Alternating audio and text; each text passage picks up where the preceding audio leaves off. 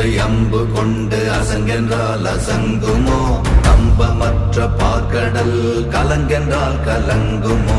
இன்பமற்ற யோகியை இருளும் வந்து அணுகுமோ செம்பொன்னம்பலத்துளே தெளிந்ததே சிவாயமே ஓம் நமச்சிவாய ஓம் ஓம் நமச்சிவாய ஓம் நமச்சிவாய ஓம் ஓம் நமச்சிவாய